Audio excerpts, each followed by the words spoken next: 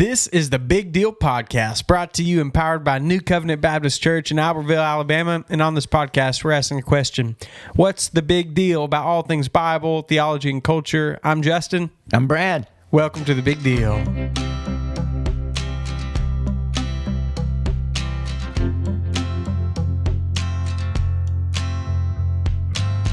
Welcome, everyone. I got a question for you, man. Can't wait. I don't know what he asked, by the way. I don't know what's coming. This is a good one. I've got on like a would you rather kick recently. Oh. I got like a whole list of them. I like this idea. So, gosh, I'm nervous. Yeah, would you rather all of the cows go extinct in the world or all of the chickens? Chickens. Chickens? Hands down, chickens. You'd lose eggs too. Oh, gosh, I like eggs. And everything that comes with eggs. Breads, cakes, here's all what's that. weird. With the minute you said chickens or cows, I think we're in an end of the world scenario. Okay. Chickens are Bird flu super or cow hard. bovine flu. Yeah, like just some degenerate. You've talked me out. Oh my gosh, I'm just gonna hang myself. I don't know, man. I gotta have those eggs. I You eat eggs every day. Every day. I designed this question for you. You eat eggs every day. Yeah, and you also love steak. But I know how hard I have free range chickens. I know how hard it is to keep chickens alive. Like everything eats a chicken. Mm-hmm. Everything. Yeah. Snakes, your cat, somebody's neighbor dog, hawks, skunks, what's your point on raccoons. I was thinking apocalyptic scenario, like if you're like living off the land because like, it's horrible and stuff's dying off, like it would be easier to keep a herd of cattle alive than some chickens. Well, you don't have to go through all the hypotheticals there. It's just either all the chickens are dead or all the cows. I'm going to keep chickens. Golly, I hate it. Boy, I hate it. Oh, the last steak. Reminds me of a Cormac McCarthy book. I think all the chickens are dead for me. Really? Oh, yeah. No more cake? I love beef. I do too. There are some things you could substitute eggs with. Maybe so. Use applesauce as a thickener. I mean, there are other birds in the world. That's true. We could have done quail. Yep, quail, turkey eggs or something. Have you ever had a turkey egg? I've had duck eggs. What's a turkey egg like? I don't know. But I've had duck eggs, and they're good layers. Yeah, chickens are gone. Chickens are gone. Adios, chickens. See you later. There's other birds out there. Yeah, you can be replaced. Yep. There's only one cow, There's only one cow. Nothing is better than a cow. Deer hunters, I've deer hunted my whole life. Y'all can talk about your sausages and your deer tenderloin. Jerky and whatnot. Whatever, blah, blah, blah. There ain't none of that better than a ribeye steak. No. Never. No. Cow, we've perfected cow, too. Cow is wonderful. You think if I could invent something to change humanity, you think of all this like technological stuff. But I'm going to tell you who changed the world is the dude that bred Angus beef. Yeah, that's true. Like 2,000 years ago or whatever, 1,000 years ago, this guy got together an amalgamation of delicious and out popped the Angus. And the world has never been the same. That's so true. I know. Beef is incredible. There's some dude that raises Charolais cows that's listening to this going, oh man, them Angus ain't all that. Yes, they are. I don't know the difference. They don't. You ever seen something that says certified Charolais beef? No. There you go. That's the difference. what do people eat Charolais cows? Yeah, it's kind of a white tan cow. There's all kinds of different cows. Jersey cows, they do those for milk and stuff. I just buy the grocery store beef. I don't know. It depends on what you buy. Yeah. You can get some Mexican beef. It's not going to be Angus. It's not. Is this good? That's a trick question. Isn't it? Yeah. It's really about where the fat is. You know the Wagyu beef? You ever seen that? Yeah. It's got all that fat in it. Man, I don't know that I'd enjoy it. I've seen a lot of cooking videos with that, and it looks too fatty for me. I'd like to give it a try. I'd try it. Yeah. But it's wildly expensive. Like a steak is like $200. Yeah. And that's for if you're listening out there, dear listener, that's why beef is so good, because fat goes inside the muscle. Yeah, it's marbled. A lot of creatures such as deer fat around the muscle. Yep. Not in the muscle. Yep. And so that's why it gets dried out and it's leaner. Yeah, and that's what makes everything so delicious. Fat carries flavor. That's right. You ever seen this? It's why It's why things with oil in them taste so much better. So like if you want to make some bread, some delicious bread, but you want like a herb kind of glaze on it or something, right? Yeah. If you take your garlic and your herbs and your salt and you mix it in olive oil, you mix it in olive oil. The olive oil doesn't have a strong any oil doesn't have a strong flavor to it. Mm-hmm. Most oil is pretty smooth. Brush that on your bread. Now do the same thing. Take water and mix your herb, garlic, salt in it, and brush on the bread. Which one's going to taste better? Just in taste, not in texture. The oil 100,000,000%, because the fat carries flavor better in your palate. I'm down for whatever you just cooked, man. I'm ready for it. I love cooking. Oh, I do. I make so much homemade bread sometimes. You do? Yeah. I've never got into making bread. I've got bread pans and everything. Yeah, I don't tell anybody, but now I've told everybody. Yeah, I don't eat a lot of bread, but I like cooking everything else, though. I love bread. Yeah. I love food. Yeah.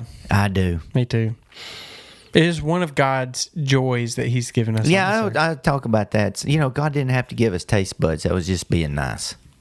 You could just, for real. He could have just made like pellets we ate. Yeah. The tasteless, just sustenance. Just sustenance. Oh, life would lose its flavor.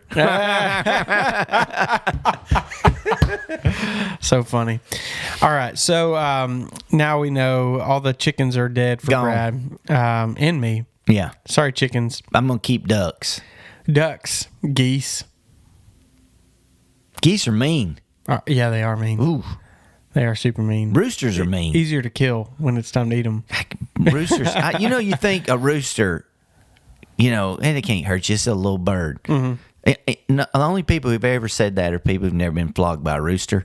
Like, it don't really hurt, but it'll scare you to death. Yeah. Because they get all big. Their wingspan's big, and they pop you with them things like pow, pow, pow. Yeah. And then they throw those spurs at you. Mm-hmm. It's a scary experience, man. And if you don't think it's true, just think about how annoying a fly coming at you is. So it's like, like jumping out of the way. Yeah, it might not hurt you too bad, but it's a scary moment. This just in.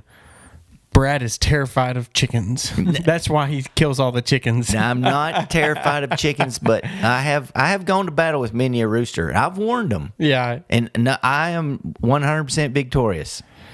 All right. Well, let's get into our... we're in the Bible. We're going through the narrative of the Bible. And we finished Genesis. We're in Exodus now. Yeah, big story here. We actually just preached this a couple years ago here at New Covenant Baptist Church. And so this is all super fresh. Everyone remembers everything, right? Yes. Yep. That's how that works? Not at all. So we're going to go through the book of Exodus. And how do we get started in Exodus? What's this all about, man? So tell us the story here up at the front end. So it's about 400 years after... the events of Exodus going to be about 400 years after the end of Genesis. Yeah. From where God told him in Genesis 15, told Abraham, hey, your kids are going to go down and be exiled for 400 years. Yep. And so this is one book. The trick is we say Genesis, Exodus like we've jumped into another book, but really this is like chapter 2. Yeah, that's right, of the Pentateuch. This is chapter 2 of the Pentateuch. What does Pentateuch mean again? Penta means 5, and Tuch means a kind of halfling. No, it's a Tuch. No, yeah. That's a Lord of the Rings reference. It's 5 Tuchs. Yeah, it's 5 books. Yeah. So if you were a Jewish person, you would just call it the Torah, the law. Yeah. And often when the Bible talks about in Psalms and stuff, and it says the law, it's actually talking about the Torah. The first 5 books. People think when David's praising the law for instruction, they're thinking like 10 commandments. Yeah. But he's actually talking about Genesis, Exodus, Leviticus, Numbers, Deuteronomy. Yeah. Yeah. Because the law of God is sprinkled. Well, it's not just, it's sprinkled throughout in like the explicit law, but it's also demonstrated law throughout. Like the stories are the law. In the point of the stories are the law. So if you read in the New Testament when Jesus says something like the law, the prophets, and the writings. Yeah, the law is the Torah. Yes, it's the first 5 That's books. right. Yeah. So it's This is chapter 2, so to speak. We stuck in the chapter verse references smartly. Yep. Years after, so that we could know where we were Easily in get the book. to a new. Yeah. And but if you were just reading it, this is like chapter 2. Yep. So let's dig into it. So right at the beginning of Exodus, it says it starts with kind of like I guess it's not really a genealogy. It's like just a remembering of who went, right? Who went into Egypt. Yeah. It was Joseph went first, and then his All of his brothers, brothers, 11 brothers, and Jacob. Yeah. There were about 70 people that That's went what down it says. with their About kids. 70 people entered Egypt, and Joseph and all his brothers and all that generation eventually died, is what it says in verse 6. That's what happens to everybody. It's true. But the Israelites were fruitful, increased rapidly, multiplied, and became extremely numerous, so that the land was filled with them. The land of Goshen. Goshen, which is part Great of land Egypt. of Goshen. Yeah, it's part of Egypt, right?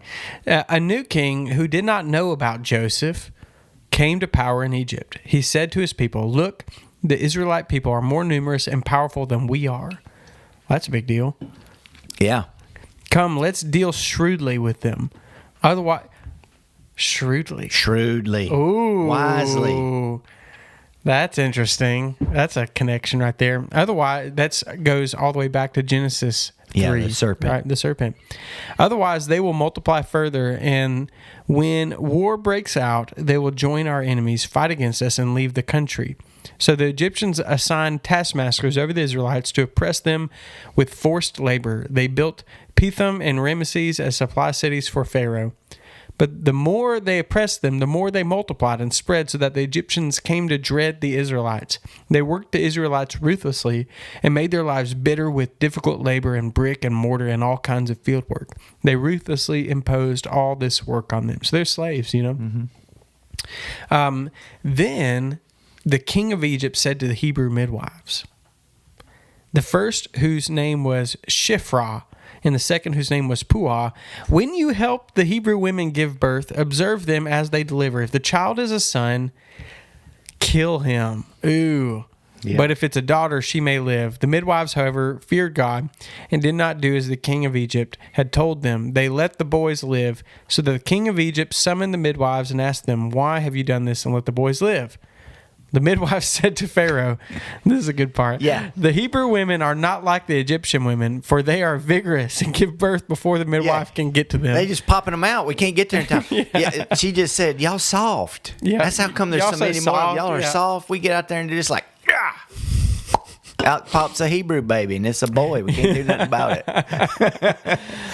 So God was good to the midwives, and the people multiplied and became So very did they numerous. lie? They absolutely lied. Is it okay to lie?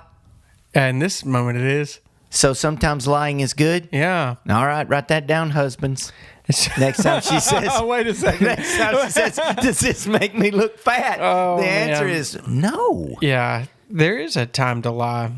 You know, it's like Have you not had this argument with seminary people? I've not actually had the opposite. No one's ever tried to really forcefully make the argument to me that all lying always is bad. Oh yeah, I've definitely had So- that. It's in Corey ten Boom's book, The Hiding Place. Her sister believes that it was always. What is the sinful to lie. hiding place?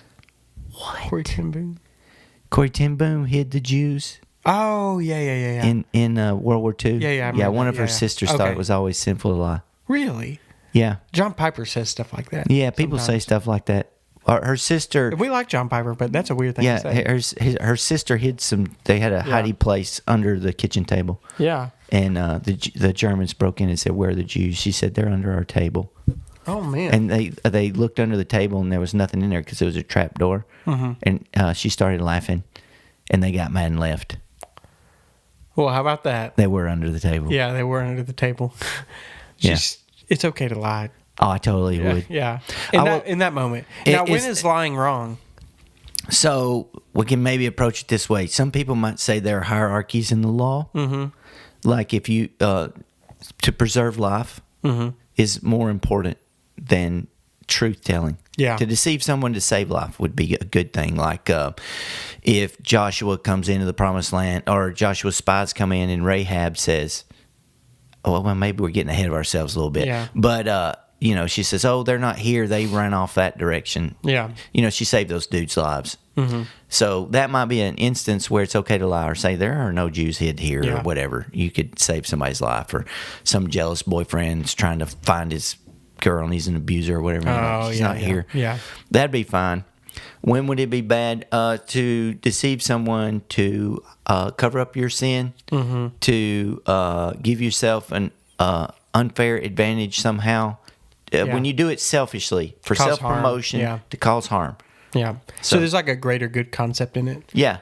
Yeah. And it's not, I mean, it's... Look, and you can lie to yourself about that too. So, which nobody, is funny. I always tell people this, if we're going to talk about lying, nobody's as good at lying to you as you are. Yeah. You will believe your own stupid lies so fast. And you know somebody's done that when they say something out loud that they've lied to themselves about, and every single person in the room thinks, that is the stupidest thing I've ever heard. Yeah. But the person who said it is absolutely convinced because they've lied to themselves for so long. It's wild how powerful your own your own narrative can be about things. It can be super powerful. So like the funny thing about like the argument of is it ever okay to lie is I think how quickly that turns into justification for lies. You better be careful with it. It should be handled with deep care. There's all kinds of stuff in life that's very important. You got to be careful with. Yep. Like gasoline. Yeah. Make your car go. Yeah. You can also blow yourself up, as my dad figured out. Yep. Like last month. Yep. Yep. Do not start a brush fire with gasoline, ladies and gentlemen. Gas fumes will ignite instantly, and you'll be doused in 1,400 degree heat. That's a lot. That's a lot. Yeah. It'll burn your eyebrows off, I guarantee. Yeah. With lies, it's like people think, lying to your kids or lying to your spouse for this, they have a purpose, they have a reason. Yeah. And just because they have a reason, that's the same thing as having the right reason. It's a reason is not a justification. That's right. You could have a bad reason. It could be bad. Yeah, it could be bad. And so it could be good. You read a story like this, and you're like, look, it's okay to lie sometimes. Like that doesn't mean what you're wanting to lie about is okay to lie about. No. And that should be handled with super caution. If you can't talk to somebody about the lie that you've told out of shame, it probably was bad. Yep. That's true. Like if I said, hey, man, some kidnappers broke in my house and asked where the kids were, and I told them they was on vacation, I wouldn't have no shame in telling you that. Yeah, that's right. But like if I'm like, I was out at the bar and I got drunk with the boys and I told my wife I had to work late, that's a little bit embarrassing. Yeah, that's right. Yeah. Don't do that. Yeah. So that has not happened, by the way. You never work late. And I never work late. Yeah. I never get off work. Yeah, that's true. People call me anytime they want, man. Yeah, that's awesome. Yeah. Yeah. So, this is an example of lies, righteous lies, I guess. They're saving lives, saving the lives of all these little Hebrew boys. And it might have been true too, though. Honestly, there could have been some truth. It actually might have been. Yeah. It may have been like, hey, it doesn't really tell us, I guess. Yeah. Seriously, we're dragging our feet to get there a little bit, but these women are out there baking bricks all day. Yeah. So God was good to the midwives, and the people multiplied and became very numerous. Since the midwives feared God, he gave them families. Pharaoh then commanded all his people, "You must now throw every son born to the Hebrews into the Nile, but let every daughter live." So you got to throw the boys in the lake, in the river. Yep. Nile River, they got to go. Yeah. That's a brutal. My goodness. Like, you just kind of, I think this is one of those things in your Bible reading to be careful and slow down and like experience the story a little bit. Build the context for yourself and imagine being told your little boy, every little boy you ever have is going to die in a Nile River eaten by crocodiles. Yeah. That's crazy. It's that. And you might get... What's even crazier is we've been given explicit, not even implicit, that the Hebrews are mighty. Like where you just said in verse 20, I think it said very numerous. It's also mighty. Oh, yeah. Can be strong. They became strong. And early Pharaoh said, there's more of them than us. And they're stronger than us. So why are people that are mighty and stronger than us so easily oppressed? Why are their kids being thrown in? Why don't they say, we're not doing it? Yeah. Come down. Won't you come down? How big a fella are you? Yeah. Just Come how big down a boy and are you? Yeah. That's yeah. Roy D. Mercer right there. Shout out. Yeah. Why Yeah. are they doing it? Yeah. What are they afraid of? Yeah. What do you think? They're afraid of Pharaoh. Yeah. They're not afraid of God They're not, yeah. if they're doing it. Yep. Yeah. How about that? So now we get the story of little baby Moses in the middle of all that. So that Yeah. kind of sets up the context for Moses. Levi. Yeah, he's a Levite. Levite. Yeah. Yeah. Now a man from the family of Levi married a Levite woman, and the woman became pregnant and gave birth to a son. When she saw that he was beautiful, she hid him for 3 months. Or healthy, you might also say, which is, I don't know why. I guess it's beautiful is the meaning. Yeah. But when she could no longer hide him, she got a papyrus basket for him and coated it with asphalt and pitch. She placed the child in it and set it among the reeds by the bank of the Nile. Then his sister stood at a distance in order to see what would happen to him. Pharaoh's daughter went down to bathe at the Nile while her servant girls walked along the riverbank. She saw the basket among the reeds, sent her slave girl, took it, opened it, and saw him, the child, and there he was, a little boy crying. She felt sorry for him and said, "This is one of the Hebrew boys." She felt sorry for him. Mm-hmm. So he got put in the river. She did what the command was. She did, and but sent him on down the river in a little wicker basket. Yeah. And Didn't say you couldn't do that. It's That's see true. here's the deal, man. Nobody's better at law finagling than the Hebrews in the Bible, because Yeah. man, those people got some laws. Yeah, that's figure so out. true. I mean, technically, we put him in the river. You know. That's funny. Yeah. And what's interesting to me is that the Pharaoh's daughter felt sorry for him. Yeah. So like, I mean, it's her dad that's Doing that. it's telling. But he may have had 50 daughters too. We don't know. yeah, we don't know. Yeah. But it's still surprising to me that Yeah. like this isn't like a cohesive front of it's not as I mean, is it? It's one thing to sit in your throne and say, throw your boys in the river. It's another to fish a baby out of it. that's true. Yep. It's two different things. It's one's far away from the palace, the other was sitting in the river. Yep. And you'd have to be a special kind of sorry Yep. to pull a baby that's alive out of the river and just toss it in. Golly. She didn't. She took it home. She like took she it found home. a puppy. Yep, she did. Yeah. Can I keep it? His sister said to Pharaoh's daughter, "Should I go and call a Hebrew woman who's nursing to nurse the boy for you?"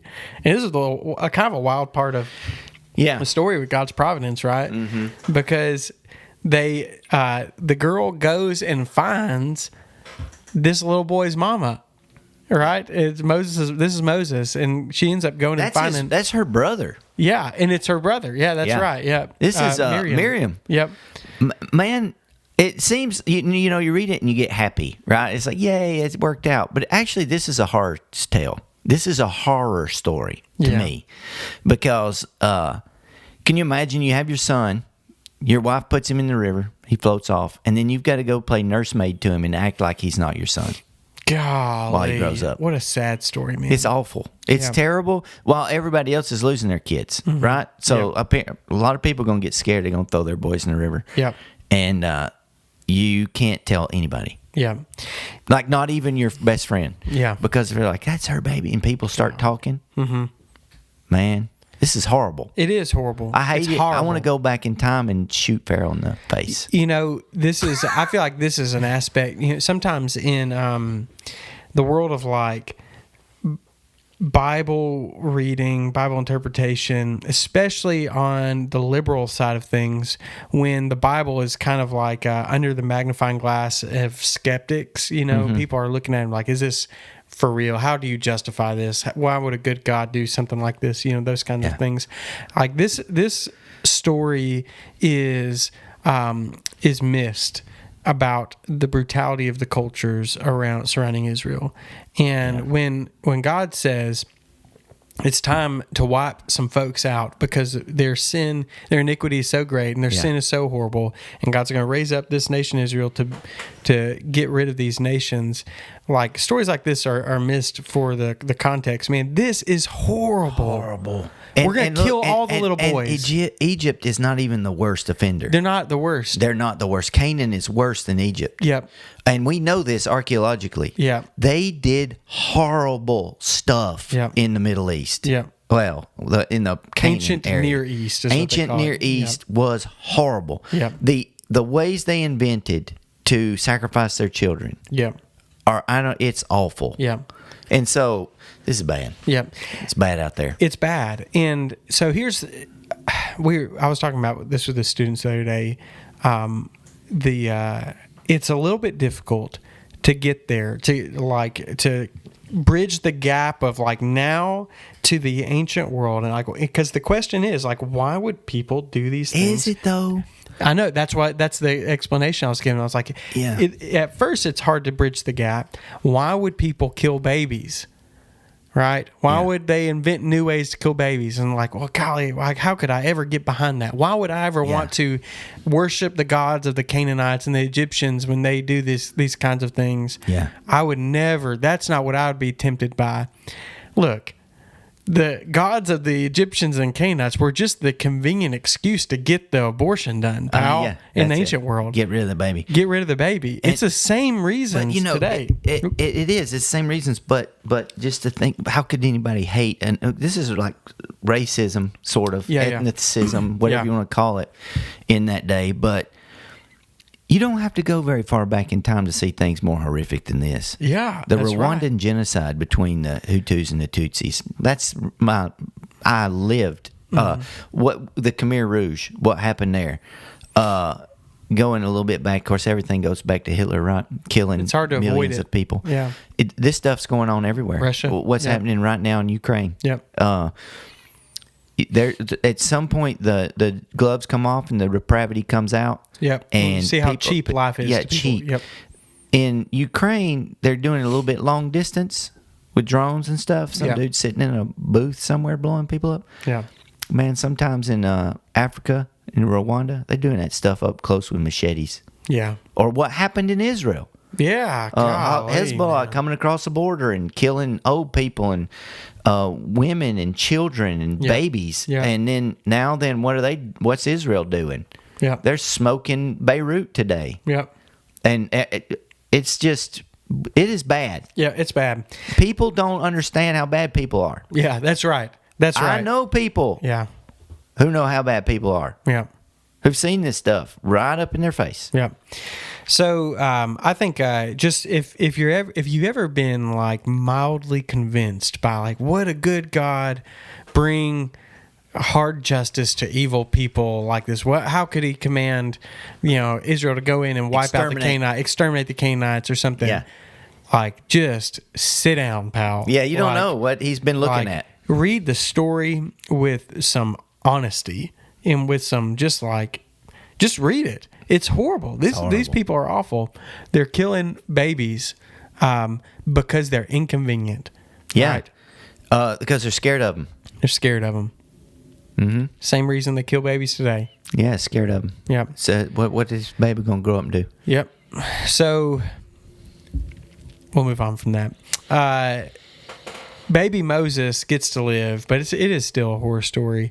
Raised by Pharaoh's daughter, but nursed by his own mom, named Moses because she said, "I drew him out of the water." Is that a little Hebrew thing? Yeah, I think Moses means to draw. Yeah. Draw out. Okay. Cool.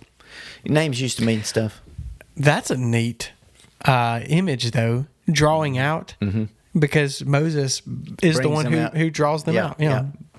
Very cool. Look at you having insight in the Bible and such like. Yeah. Hey, this is why we paid those big bucks to learn that Hebrews. All right. Years later, after Moses had grown up, he went out to his own people. I guess he knew he was a Hebrew. Well, he was raised by his nursemaid, mama. Yeah. And at some point, she was like, "Hey, I got to tell you something. I'm actually your mama. I'm your mama, boy." Yeah. He knew he was a Hebrew because his adoptive mama would have told him. Yeah. Yeah. He wasn't raised. Plus, he was circumcised. Yeah. When he talked about that. Yeah, that's right. Yeah. One day, they was probably playing in the river with his buddies, and he was like, "What the heck?" Yep. Jumping, skinny dipping in there and be like, yeah. Up until you don't have a turtleneck. My grandfather's generation, when the boys went swimming, they all went naked. Really? Oh yeah. That's how people used to swim, man. Butt naked? Butt naked. When I was in seminary, there's a professor that I don't know what happened, man. He just went on about he went on a rant about co-bathing. You ever heard this? What? So it wasn't taking a bath. It was going swimming Yeah. with like boys and girls swimming at the same time. What's bad? Yeah, it was bad. And I wonder, after you tell me that, if when he thought of swimming, he's an older guy, if he thought of like being basically naked. I will tell you that my grandfather's generation, when they went down to the blue hole, that's Yeah. what they called it, these Yeah. pits, that super deep water where they swam. They always swam naked. Yeah, I wonder if he was thinking about that. We were Maybe. like, what is happening right now? Like, what is this guy talking about? What is he talking about? Yeah, I had no clue. I had no way to like get there. I was like, you mean like Why he was upset about people swimming together? That's right. Yeah. I couldn't figure it out. We all wear bathing suit stuff. I bet now that you say that, I bet he thought of like Yeah. kids out there naked. Yeah, probably so. Yeah, Well, you so- think which about- would be ba- problematic. I Bathing agree. suits you know? are not that old, man. Yeah, I guess you're right. Yeah. Yeah. Nylon or whatever they use, Yeah. polyester. I yeah. mean, you think about, oh, God, see, we live in a weird world, dude, and it's changing so fast. yeah. Okay, so I'm a little older, right? I'm gonna be 50, but like my grandfather's world, he might have had 3 shirts, dude. Yeah. He ain't jumping in the water and getting that stuff all messed up. Yeah. He's not gonna go in his 2 pair of pants and get wet. Yeah.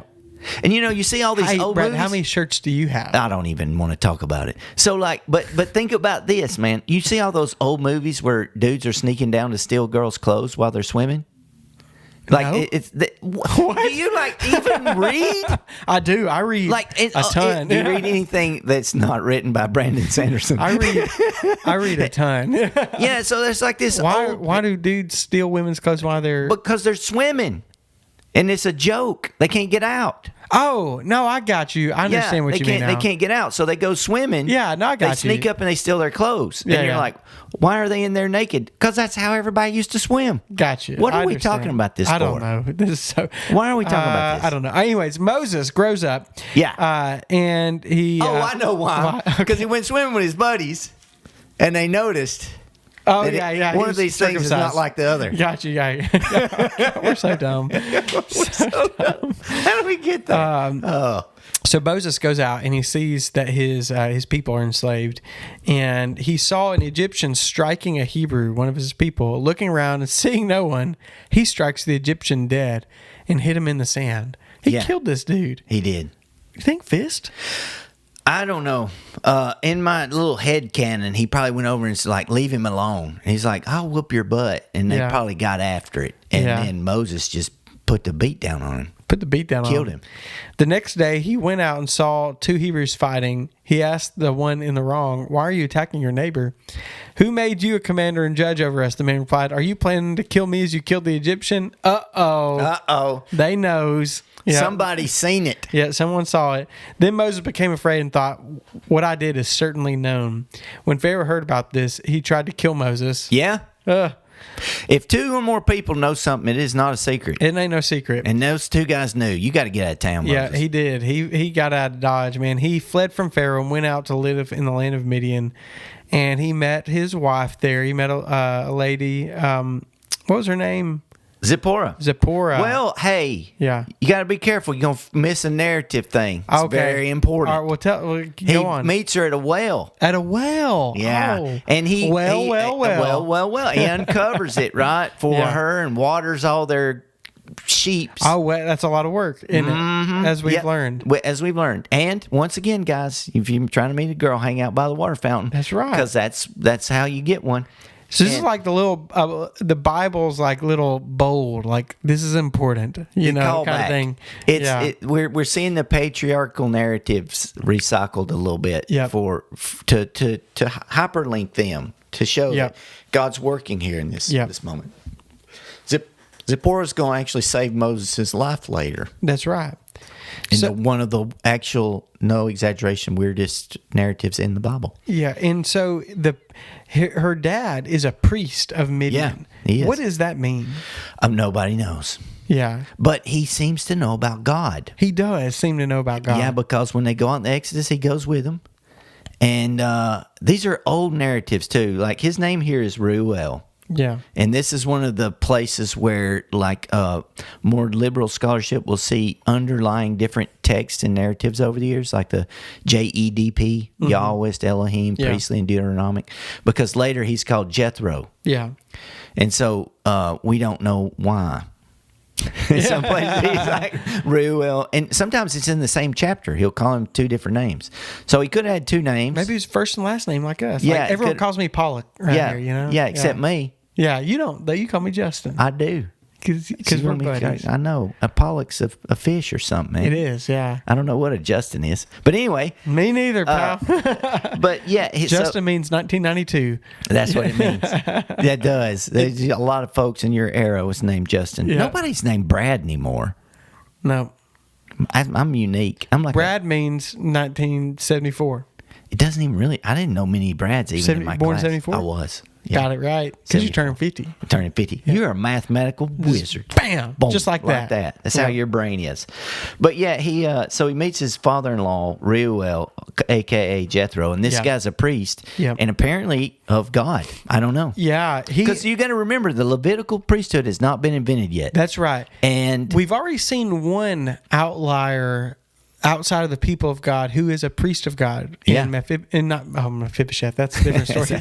way off. Melchizedek. Yeah, Melchizedek. It was a long M name. Yeah. Melchizedek. And we've already seen one, and this guy might be one too, because he becomes like an advisor to Moses. and has good ideas. Saves Yeah. the day, actually. Saves the day. And I mean, it's hard to believe that he would be hanging out with Israel, with the Hebrew people and all the wanderings and stuff and doing all that stuff, and not be in on it. Like he's 'cause out worshiping some other deity. even in the scripture later, when we'll see in the Exodus, it says they went up as a mixed multitude, and that means that there were people in there besides Jews. There's a lot of Egyptians that went with Yeah, them. there were people who went with them who believed in Yahweh. Whenever they go into the land, what's his name?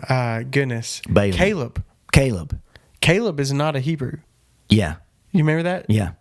He's not. He's like a Moabite or something. he's not a Moabite. What is he? Are you sure he's not named by a tribal name? You have to check it. Yeah. But I thought you was going to say when Balaam comes out and curses him, he's no, a that's a prophet of different God, one. and he's not even a Hebrew. He's kind of a nut. His donkey talks to him and stuff. Yeah. I can't wait to talk about that. That's that's a cool story. Yeah. Yep. Judah gave Hebron to Caleb. Who is isn't it Caleb? Now I can't remember. Oh man, All right, let's Google it. All right, everyone, we're going to Google. Google. Yeah, all right, Caleb. I think it says In Caleb the something. It's Bible. like saying Joshua, son of Nun. Yeah, It didn't mean he was. he was. It'd be something if only one out of two of the people who made it in the Promised Land was not a Jew. Who is Caleb? This has got questions. Hey, by the way, if you're like in your Bible reading, you have a question about it, there is a neat little website called gotquestions.org, and it is mostly really good. Answering questions about the Bible, about theology and stuff. I highly recommend, just for like a quick answer to understand what's going on in it. Caleb was from the tribe of Judah, man. He was. Who is it that was part of all that? Well, wasn't? I think people One mess of it them up was. because it says, like, you know how it says Joshua, son of Nun? It'll say Caleb, son of whatever, or Caleb. No, one of them is like in that beginning part that's hanging out with Joshua, beginning part of Judges. I was just reading about this the other day. Yeah. Anyways, moving on. I can't remember. Yeah. So like Exodus 2:18, when they came back to Reuel, their father, Yeah. she's all like, "Oh, there was a super handsome man. And he helped us at the well." And he's like, "Why didn't you like invite him in for supper? What's the matter with you?" Yeah, It's yeah. like me trying. I shouldn't say this. Trying to advise my young children. It's like, did you talk to her? And he's like, "No." It's like, "Why did you not talk to her? Why didn't you ask her out to dinner?" Like that's what Reuel's doing. Yeah. But then it says, chapter 3, this is like 6, 7 verses later. Now Moses was pasturing the flock of Jethro, his father-in-law. Oh yeah. Yep. Well, which one is it, Reuel or Jethro? It's both. His name was Jethro Reuel. He was Yep. JR. Yeah. Jr. What up, JR? It's whatever. That's what his friends called him. Yeah. Except he didn't have no J's back then. So verse 23. After a long time, the king of Egypt died. It happens to everybody. Yeah, the Israelites groaned because of their difficult labor, and they cried out, and their cry for help because of the difficult labor ascended to God. God heard their groaning, and God remembered his covenant with Abraham, with Isaac, and with Jacob. And God saw the Israelites, and God knew. There we go. God knew. God knew. I want to know what that Yada. Okay, just know. Okay. Just know, like Yoda. Yep. You think they named Yoda? Or he noticed. He heard. You think they he named learned. Yoda Yeah. from the Hebrew? I know, Man. because they're Jewish. What wasn't Spielberg and them involved in that, or was George Man. Lucas? That is an interesting Yoda, I know. Yeah, When that would be Yoda. perfect. If he didn't, I'm gonna pretend like he did. In my head, canon. That's a clever little thing. Yeah. Yeah, a little Easter egg. Yoda. Yeah, that's a Star Wars reference, everybody. You never If you didn't know, yeah. Yeah. Some people have never seen Star Wars. You know? Like, I've talked to someone the other day. Not a single one of them. So they're everywhere. It's like saying recently- I've never seen a Marvel movie at this point. So Marvel. the same thing happened with Lord of the Rings the other day to me. I was telling someone about we got this new cat named Gimli, son of Gloin. Yeah. You know? and you thought it was hilarious. Yeah, I thought it was, obviously so stinking Clearly. funny. Yeah, this cat's named Gimli. Yeah. And I was at the vet, and not a single person in that vet had seen Lord of the Rings Or read the book. or read the books. They called it They, mine. they had they had no idea what Gimli was. They didn't know how to spell it. They was like, They what a probably weird thought, "Well, name. that's They weird." did. Because I was setting up the joke for it, and when and they're like, oh no, I don't know what that means. And I was like, what is happening right now? Okay, you want me to do you one better? Yeah. This is probably 10 years ago. For some reason, somebody invited me to speak to students. I don't know why. I'm old. I got so many stories about that. But anyway, I was talking about the Ark of the Covenant, like in Raiders of the Lost Ark. Yeah. Not a single kid in Oh, there. they don't know that. There was man. 100 kids in there. They don't know Raiders They of didn't the know Lost Ark. Raiders of the Lost Ark. No one. Laters of the Rost Ark. Why were y'all? They don't know about it. They don't know. And I was like, Yeah. they didn't know. Recently, this has been in the last 4 years, I went and these kids were playing. These kids were playing an original Nintendo. Like they've got it was not an original Nintendo, but it was one of those simulators. It's got but it looks like a Nintendo. Yeah. And they're playing Super Mario Brothers. These guys are like 12. Yeah, the original Super Mario Brothers. Yeah. And he said, have you ever seen this game before? And I said, dude, I was there when it came out. I played it on the original Nintendo. And the kids stopped, and looked at me and said, were the 80s as cool as everybody said they were? And I realized that for him, 1980 was like 1948 for me. Yeah. And I said, oh, you have no idea. All they know of the 80s is from Stranger Things. Yes. It is a wild, different world for them. It is. It is so bizarrely wild. Yeah. Like, I'm so old. Like, there was no instant communication with anyone. Like, that is such a wild world to jump back into. We didn't have cable. No cable. We had like 5 channels. No cell phones. No texting. No remote control. Like- I had to get up and turn a knob. Texting was me writing on a slip of paper and passing it 5 people down the Do road. you like me? Yes or no? Yeah. Maybe. you want to soften the blow. Yeah. Put Yeah, put a little maybe in there. Yeah, but we could fold that thing like origami too. Yep. That was. You can tell if it had been open. from Yes. that. You had to rip it to open it up. Oh man, scary stuff. Man, Yeah. it's a different world we live in. It got different real fast. So fast Yeah. that people don't even know. I had 3 shirts in 1980. No, I'm just kidding. I had a Swatch watch and a Coca-Cola shirt. That's Yeah. what. And the girls wore. I was 90s. I didn't. You remember jelly 90s. shoes? Did y'all do those? No, I didn't have jelly Girls had these jelly shoes. What's that? It's like these plastic shoes. I don't know, man. They were popular. Swatch watches were popular. Yeah, we did those. Y'all did Swatch? We had swatches. Yeah. Oh. Yeah, and then What year were you born? I was 92. I was a kid in the 90s. Yeah, it was early a great 2000s. year. I'm old enough to be your dad. You'd be super young. 17. You'd been 17. That happens in Albertville. It does. Happened a lot in the ancient world. Old In world. the ancient world, you're nearly dead, man. Yeah, that's a wild thing. Like in the old world, when you're in your 30s, you were turning into a grandpa usually.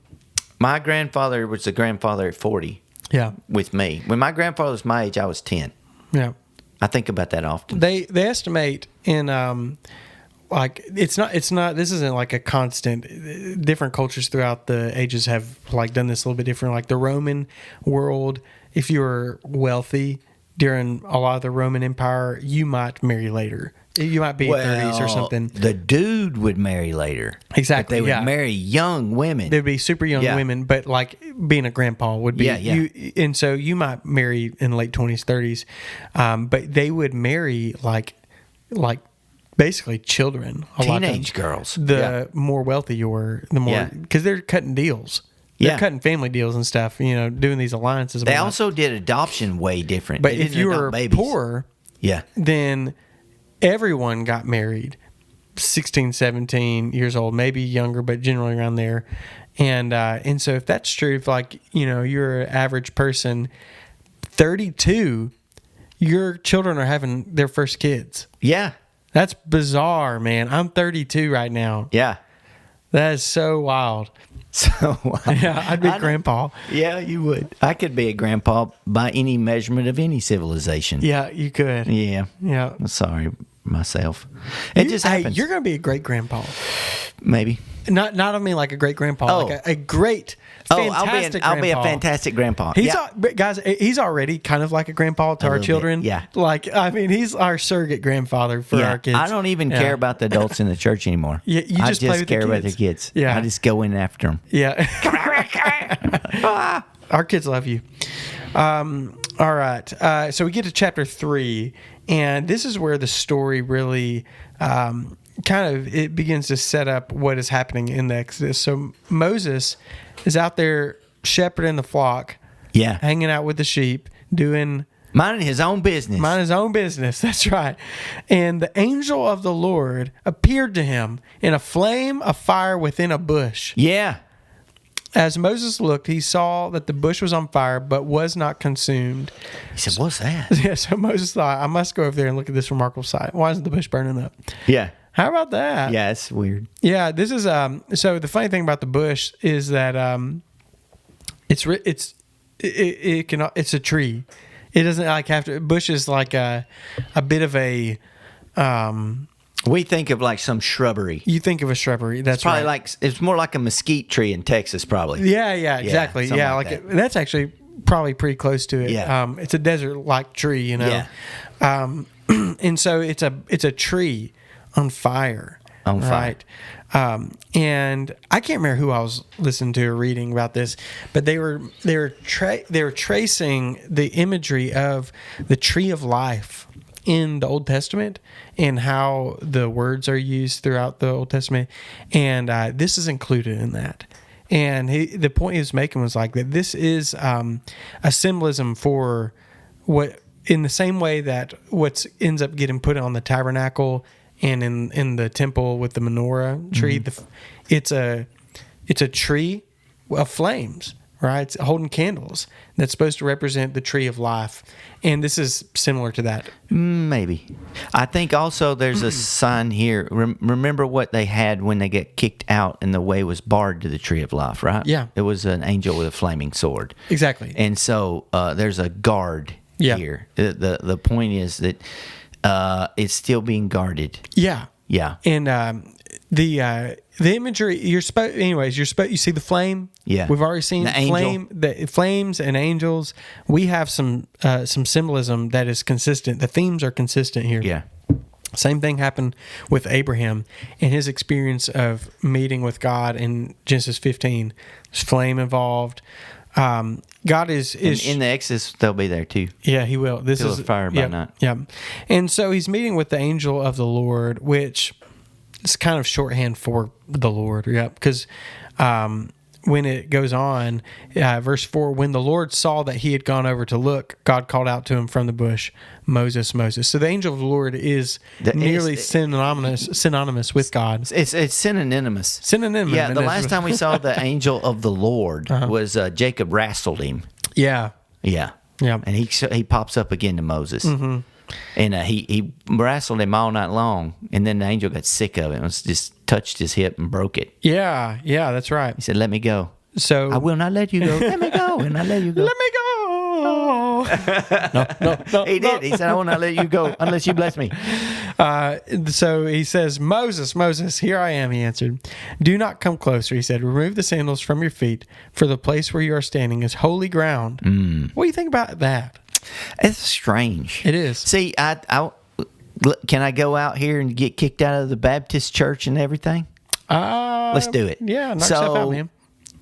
There's in the Bible, there's like holy ground stuff. Yeah. People get bent out of shape sometimes. You'll say sanctuary, and they're like, it's not a sanctuary. It's an auditorium. It's not a holy place. I'm like, Oh, it is a holy place. Yeah, it is. It's certainly a holy place.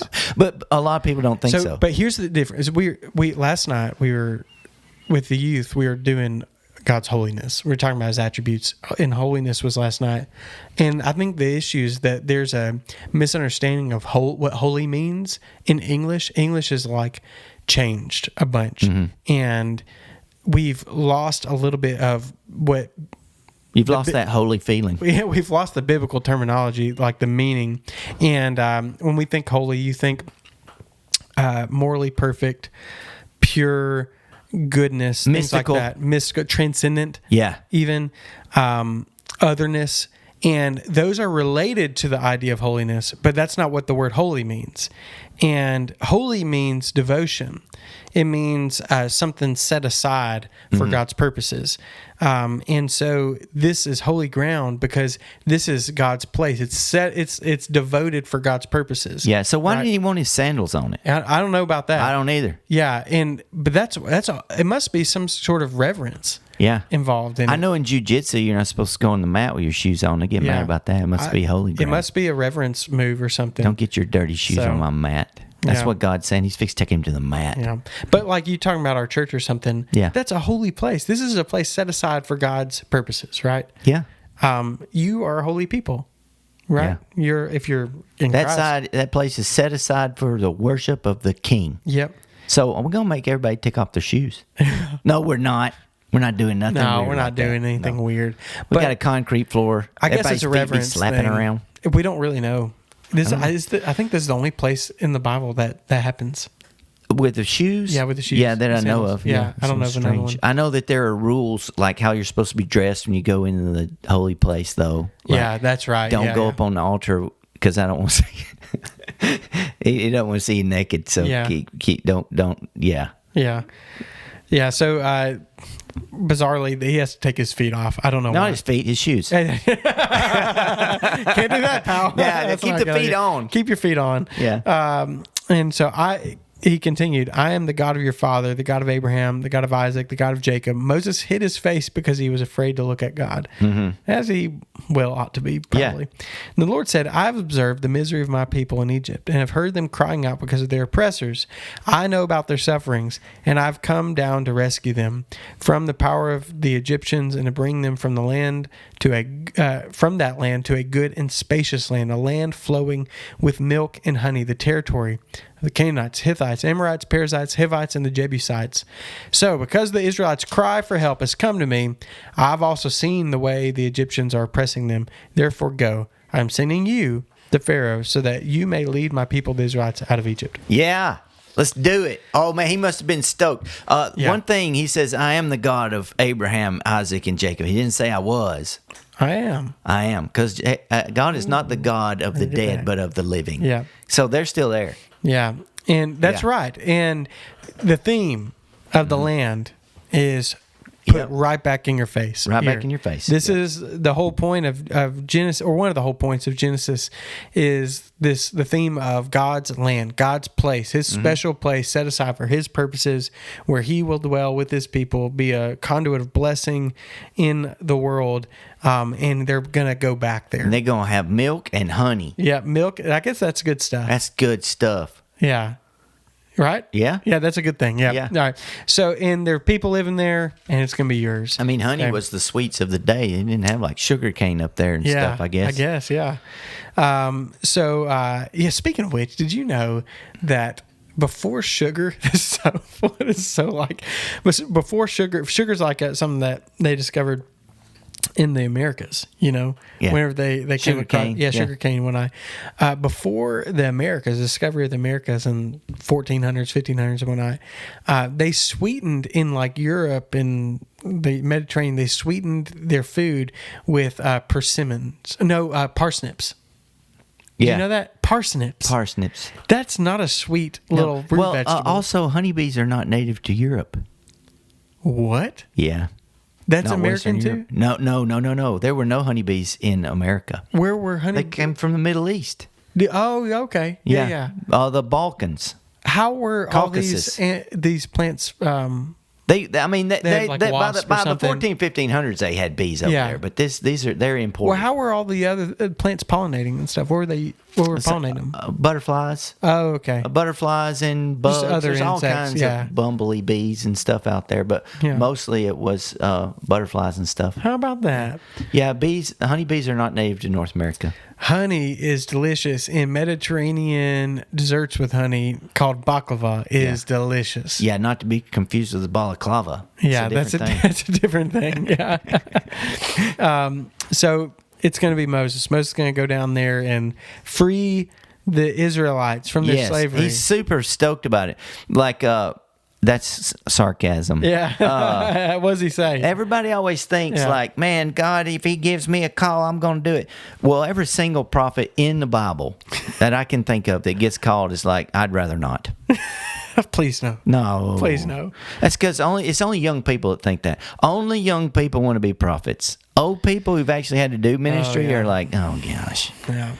I got to go tell this guy he's being wicked. He's going to hate me. He's going to hate me. He's going to try to kill me. He's going to hate my guts. Yeah. That's what happens, right? So Moses asked God, who am I that I should go to Pharaoh and that I should bring the Israelites out of Egypt? And he answered, I will certainly be with you. See, that's important. Yeah. Moses said, who am I? And God said, who cares? Yeah. I ain't talking about you. Yeah. I'm going with you. It's me. Yeah. Yeah, I'm God's going with you. this. Who am I that I should go up there? Well, who cares? You're nobody. You're nobody. Yeah. I'm telling you, I'm going with you. Yeah. Yeah. And this will be a sign to you that I am the one who sent you. When you bring the people out of Egypt, you will all worship God at this mountain, this very mountain. Mm-hmm. Moses asked God, if I go to the Israelites and say to them, the God of your ancestors has sent me to you, and they ask me, what is his name? What should I tell them? Yeah. That is a funny thing. It's funny, but not funny. Yeah. It's sad. It is. Israel That's what forgot. I mean. Yeah. He believes that they don't know. They don't know him. Yeah. He's right. And God replied to Moses, I am who I am. That's a weird one. That's a weird piece of Hebrew. What does that mean, Brad? I am who I am? Yeah. He's Popeye. People don't know who Popeye is. Yeah. I am what I am. That's what Popeye used to say all the time. Yeah. What does it mean in Hebrew? Yeah, just explain the phrase. It's just a kind of like, what's God saying? Now look, first of all, yeah. If you ask 6 conservative Old Testament scholars, what does it mean when he says, I am who I am, or I am that I am? Yeah. You might get 5 answers. Yeah. I think the answer that makes most sense is he's just saying, I exist. Okay. I'm the one. Like I exist. That's what he's saying his name is. I am the that God. I am. Yeah. He is saying I am. Mm-hmm. Perpetual state of being. Yeah. Is tell them that I am sent you. Yeah, this verse is used in a lot of theological proof texts for God's self-existence, his that means that like nothing created God. No one created God. He doesn't have parents. That's like the middle school Q&A time, right? If God, if God created everything, who created God, right? That's what he did. Yeah, it's the whole point. And it's kind of a play on the Lord Yahweh that underneath the Lord, it looks sort of like that. So he's just telling them that I am sent you. Yeah. So and this is what when he goes on. It's a really great answer, though. It is for a lot of reasons. Okay, tell me why. So when you think about paganism, especially in that day, you think about paganism even today. The gods, little g, sort of represent aspects. Like you've got the god of war. Yeah. You've got the god of marriage. You've got the god of wine. So if he answers this, tell them that I'm the big strong God. Like they might make him out of a bull. They might turn him into an aspect. Yeah. he doesn't give them an adjective. Yeah. He gives them a state of being so that they won't emphasize one aspect over the other. Yeah. Is God just or is he love? Like if he had said, tell them I'm the God of love. Well, we know what happens to that Yeah, in yeah. our day. Tell them I'm the God of justice. Tell them I'm like. He doesn't say I'm the God of We're so of used to this the land narrative. or Yeah, yeah. we're so used to this. Tell them I'm the God who will deliver them into the land of milk and honey. They might have thought, well, he's just the God of this area. Yeah. Which they start thinking that stuff, right? Yeah. So this answer is, of course, it's wise. It's God. But if you just look at it from an outside perspective, like you're just a scholar or something reading these, Yeah. and you don't believe in the God of Israel, this answer is incredibly genius. It's profound, yeah. Yeah, because it doesn't give them an aspect to elevate over another. Yeah. They can't nail him down. No, I am. Yeah. Just tell them that. And it's God saying, I can't. It's like, is God being aloof? Like he doesn't want to tell them something. It's like, no. He tells him right after the name Yahweh. I'm Yahweh. Yeah. Don't tell them any more than that. Yeah. Because they'll screw this up. Yeah. He says, this is what you are to say to the Israelites. I am has sent me to you. God also said to Moses, say this to the Israelites. The Lord, which is Yahweh, the God of your ancestors, the God of Abraham, Isaac, and Jacob, has sent me to you. This is my name forever. This is how I am to be remembered in every generation. Yeah. Keep it simple. Whenever you hear that, like, Yeah. do you ever wonder if like we ought to be using the name of the Lord more, Like Yahweh? in like our worship and stuff? I don't get too hung up on it. Yeah, But I do think that we shouldn't avoid it. yeah, I know why we avoid it, and it has to do with Judaism and not Christianity. Yeah. And a recent Judaism. yeah. Like even with the I translations. say recent. Yeah. In comparison to Old Testament, we're talking about Masoretic. Yeah. We're talking about the hedge around the Torah. So a couple hundred years after when the Jesus. Bible says, "Do not take my name in vain," right? Do Yeah. not take the name of the Lord your God in vain, and Yeah. that actually doesn't mean don't cuss. Yeah. It means don't swear by my name. Yeah. Right. Don't say I swear to God I'm going to do this. Yeah. And then you don't do it. Yeah. They said, well, we won't ever take his name in vain if we don't say it. So don't say Yahweh and you won't get in trouble. But if you read the Old Testament, it is obvious that they were saying Yahweh all the time. all the time, Constantly Yeah. in the Psalms. He's calling. But the reason I don't get hung up about it is the same reason I don't get hung up about people saying you shouldn't say Jesus, you should say Yeshua. And it's yeah. like, well, they didn't call him Yeshua. Because he was in the Greek-speaking world. I mean, Jesus. Jesus or Yeshua, we don't even know. The Yeah. vowels could have been different. These are dead languages. Yeah. We don't really know if they said Yahweh. Yeah. Could have been like Viva. I Yeah. don't know. Yeah. We don't know. Yeah. Yahovah. Yahovah or something. Yeah. So I don't get too hung up on Yeah. it. But I don't want people to think that if they say Yahweh, they've said some sinful thing. That's dumb right. too. Yeah. There's a Bible translation came out, I guess, about 20 years ago. It's the Holman Christian Standard Bible, which Yeah. is the precursor to the Christian Standard, which is Bible. what we preach out Yeah, of. yeah. And I loved that translation. I loved some of it.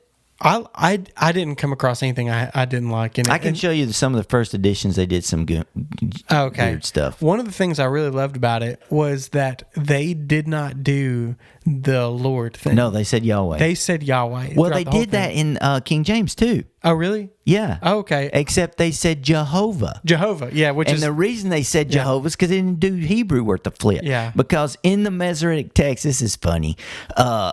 Hebrew has a consonant, a vowel, a consonant, a vowel. Yeah. Right? But the vowels are not there. Yeah. In the original script. This is just for funsies. Yeah. Well, they didn't want you to say Yahweh. So when the Masoretes in the ADs, not BCs, are helping everybody by putting these vowels in, they put the vowels in for Adonai, Yeah. which means Lord. Yeah. So you wouldn't accidentally say Yahweh. So when the early translators get to it, this is the legend that they didn't know what to do because there's way too many vowels. Yeah. And so they're like, oh, it must be Jehovah. And the reason the punchline for this is funny is Jehovah's Witnesses.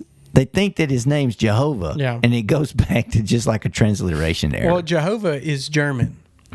Yeah, Jehovah is the German transliteration of the Hebrew, Yahweh. of Yahweh With the Adonai. vowels. Yes. So Jehovah is like a German transliteration of Yahweh plus Adonai. And the joke's on them because they didn't even have J's. They didn't even have. That's where Jehovah, the J comes from. It's German. Yeah. And so when we say it, and Yahweh they, in they English, spell their name with a G. Yeah. They ought to be the Germans. they ought to be the Germans.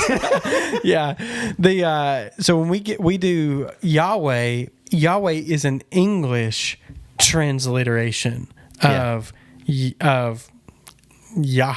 And the only with reason Adonai. we even go on and on about this stuff Yeah. is because there's some weird, like, messianic Yes. Jesus cults. Yeah. Some of them try to still keep the law. Yeah.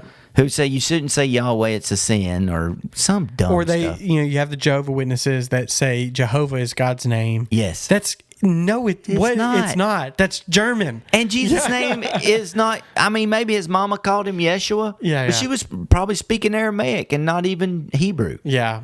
And It's just dumb. Yeah, it it's is like dumb. when I go overseas, my name is Brad. We mentioned that first Yeah. in the podcast. A lot of languages don't have that ass sound. Yeah. As weird as it is, Yeah. if you haven't studied language, they'll say, so everybody winds up calling me bread. Yeah. Bread. Like I'm and they Hussein get in, confused and they'll South be like, America. is your name bread? Like bread? Like Russians say chleb? Like bread? And I'm like, finally, I just give up. I'm like, yes. So everywhere I visited, my You go my by name John. in Yeah. in their language turns into bread. Yeah. When I was in Lincoln, Nebraska, the Russians there called me chleb, black bread, and in Brazil it was pão. But pão also means cute. In some places, though. I was pãozão, big bread. Yeah. Big cute. I used to be somebody. Yeah. But anyway, that's what happens. Yeah, so you shouldn't get caught up on it. And he goes on. So it's I am, but he also goes on to say Yahweh. the Oh, Lord. shout out to Justin Rayburn if he's listening, because his kids they speak Spanish and stuff. Yeah. They call me old bread. Old bread. They said it sounds like some wise man in a cave somewhere. You go see. You must go see and talk to old bread. He would give you the. He would give you the answers. Oh man, that's funny. So he tells them you're going to go back to over there and you're going to get the elders of Israel together and you're going to tell them that God is about to rescue them out. You got to go confront Pharaoh. Yeah. Tell him we're going to. He's like, no, thank you. Yeah, and he does. No, thank you. What is he starts talking about his I'm not a good language or speaker. yeah. I kind of got a little bit of a lisp. I stutter. And God's like, I'll be with you. I'll be with your mouth. I'll put every time he gives an excuse, it's like, God's like, it's not about you. I'm going. And finally, Moses is like, is there anyone else you could talk to? He gives him a staff. Yeah, he's like, throw it down. He turned into a snake. Stick your hand in your coat. Yeah. Turns leprous. Put it back in. And he says his brother Aaron's going to go help him out too. and- That's a compromise. God gets sick is. of it. Yeah. Please, Lord, send someone else. Chapter 4, verse 13. Yeah, please send someone And else. the Lord's anger burned against Moses. He was sick of his mess. sick of it. Isn't Aaron the Levite your brother? I know that he can speak well, and also he is on his way now to meet you, and he will rejoice when he sees you. You'll speak with him and tell him what to say, and he's going to tell them both what to say and do, right? I know. It's like talking to your kids, man. Yeah. Like if you're sitting there with a kid or somebody and they don't get their order right. Yeah. And it's like, go up there and tell them they forgot your fries. Like, I'm not going to go tell them. It's like, what do you think the cashier is going to do who's literally 2 years older than you? Yeah. When you say, hey, I forgot my fries, they're going to be like, whoa. So like, go to war. This is one of my favorite things in this is like a small favorite thing in student ministry is like when we're out doing something with the students, we're traveling and it's time to go. We have to stop at a restaurant or something and eat. We got to go to fast food. We're sitting down, and like most students are terrified to order their food. Terrified. And it's like, look, here, your mama has a credit card with magic money on it that will swap this piece of plastic into the ether. I teach them. I have to teach every one of them how to order food. I know. And it's kind of wild. They're terrified of it. Yeah. It's like, I can't go ask for a sandwich. It's like, this is literally why they're standing there. Yeah. Is to sell you this thing. Yeah. You will hand them this plastic money and say, I would like the turkey deli sandwich, please. Yeah. And they will be like, okay, and they'll swipe your card, and that's that. Yeah. You've seen this happen 1,000 times. And it's not a matter of swiping the card. Yeah. They just don't want to ask for the food. Yeah. And this is God. This is Moses and God. This is right? Moses. God's like, just walk over to Pharaoh, who is a gnat to me, Yeah. and tell him to let my people go. We're going to Yeah. do this great thing together. It's going to be awesome. You're going to go say, let him go, Yeah. and you're going to throw your stick down. It's going to turn into a snake. You can strike him with leprosy. Here we go. And he's like, can somebody else do it? And he's like, get up there and tell him that you want a sandwich. Go order the sandwich. Yeah. All right. And he does it. He goes. And Because Aaron goes with him. yeah, and we'll get into that bit on the next episode. When what it looks like when he gets to Egypt and what all happens, what transpires. It's a big deal. All right, let's. Oh, yeah. Speaking of big deal, let's get the big deal about the first 3-ish chapters of Exodus. Okay. 400 years later. Yeah. So it's 400 years after Jacob's blessed everybody. Yep. And the people go into slavery just as he told Abraham in chapter 15. Yep. For 400 years. The oppression gets worse and worse and worse. And God sends a baby to deliver them, as he always does. Yeah. Man, I don't know if you can overemphasize the fact that the hope of the future is in babies. It's true. It's every single time. It's always a baby. It's always a baby. Yeah. Babies are Always. great. What happens in Samuel? It's a baby. A baby. What happens with Jesus? He sends a It's baby. a baby. What happens with Isaiah? A baby. It's a baby. Yeah. Babies. Babies. It's always babies. Yeah. All of Genesis. Mm-hmm. It's babies. It's always babies. Yeah. So You he's going to think send a baby. he's not going to send a dude in on a war horse. He's going to send a woman in with a child. Yeah. Oh, man. That's cool. That was a pretty good one. That's a good one. Yeah. That's the big deal. Did you just come up with that yourself? I did. Golly, you're so smart. Oh, man. Yeah, that's Every the big once in a deal. while.